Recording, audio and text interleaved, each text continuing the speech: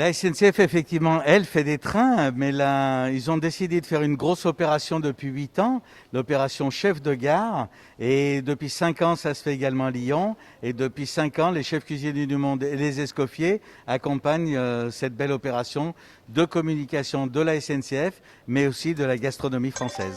Alors tous les jours, on a des partenaires différents. Aujourd'hui, effectivement, c'est le MOF Christian Janier. Il vous présentera son comté de 16 mois tout à l'heure, mais un très bon fromage. Donc deux partenaires, Janier et Matine. Matine nous offre des œufs et Janier son fromage. Et on fait des œufs brouillés au comté. Il faut savoir que c'est la plus belle des appellations d'origine protégée. Il se vend 78 000 tonnes de comté par an, mais pas forcément que du comté d'été. Là, on est en face d'un comté qui a été fabriqué au mois de juin 2020. Donc c'est un comté à peu près qui a 16 mois.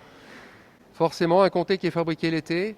La diversité aromatique qu'on va trouver dans l'herbe fraîche. On dit toujours que le fromage, c'est l'expression de son terroir. Donc comté très parfumé et très aromatique. Mais c'est ça qui est formidable, c'est de prouver aux gens qu'avec très peu d'ingrédients et des choses excessivement faciles à mettre en place, on peut se régaler. C'est ça la base de la gastronomie.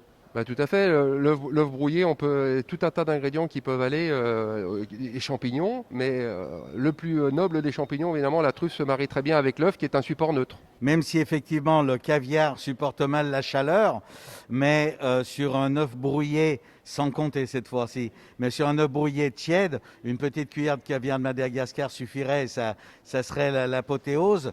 Les petits œufs blancs avec les petits œufs noirs, ça serait vraiment grandiose. Mais malheureusement, notre budget et le budget aujourd'hui de participation à la SNCF est trop minime pour pouvoir présenter ce produit-là. Alors c'est non seulement tendance, mais c'est l'avenir. Les œufs cuisinés aujourd'hui sont bio et je pense qu'effectivement, non seulement le consommateur le demande, mais la planète nous demande. Alors le bio c'est une appellation, c'est une certification qui ne devrait pas être en réalité. Les bons produits, tels que nous le propose Christian, tels que nous le propose Christophe, aujourd'hui n'auraient même pas à être certifiés. Au niveau des ingrédients, c'est réduit vraiment au strict minimum, comme on l'a dit tout à l'heure, des œufs, vu que c'est le support. Donc j'ose pas trop le mettre plus en avant. On peut y aller.